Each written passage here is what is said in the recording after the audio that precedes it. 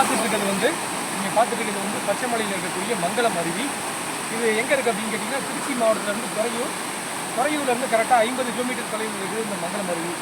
இப்போ அந்த வடகிழக்கு பருவமழை சீசன் ஆரம்பிச்சதுனால தண்ணி வர ஆரம்பிச்சிது. இதுக்கப்புறம் பார்த்தீங்கன்னா தொடர்ந்து ஒரு 3 நாள் வந்து தண்ணி விடாமல் வரும். பார்த்தீங்கன்னா அங்கேருந்து வர தண்ணி வந்து கீழே பாருங்கள், இந்த மாதிரி சின்ன ஓடையாக வந்து. அதுக்கப்புறம் இது வந்து ஒரு ஆழமான பகுதி, யாரும் குளிக்கக்கூடாதுன்னு சொல்லிட்டு தமிழ்நாடு வனத்துறை வந்து எச்சரிக்கை செஞ்சுருக்காங்க. அதுக்கப்புறம் பார்த்தீங்கன்னா தண்ணி இப்படியே போயிட்டு இதுலேருந்து கீழே அப்படியே போயிடும்.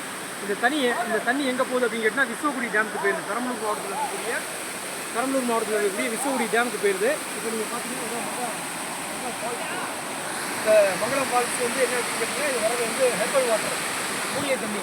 நீங்கள் வந்து உங்களுக்கு வந்து இந்த 100 நாளில் என்னைக்குனாச்சும் ஒரு நாள் வாய்ப்பு கிடைக்கும்போது குளிச்சிருக்கீங்க உற்சாக முறையில். இப்போ இன்னைக்கு நேற்று பெஞ்ச அந்த மலையில் வந்து தண்ணினால தண்ணி பார்த்தீங்கன்னா உங்களுக்கு வந்து ஒரு ரெட்டிஷ் கலரில் இருக்கும்.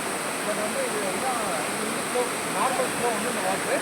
ஸோ மங்களம் ஃபால்ஸு ஒரு மகிழ்ச்சியான ஒரு இடம். பச்சைமலையில் துறையூர்லேருந்து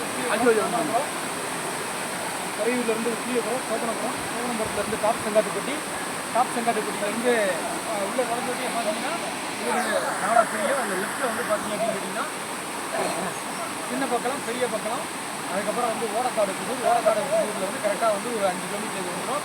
சின்னமங்கலத்துக்கு அப்புறம் இந்த அருவி. ஸோ பாருங்கள், நீங்கள்லாம் ஆடி மொழிந்து குளிச்சு உற்சாகமாக இருக்காங்க. இது மங்களம் ஃபால்ஸ், பச்சைமலையில் இருக்கக்கூடிய மங்களம் ஃபால்ஸ்.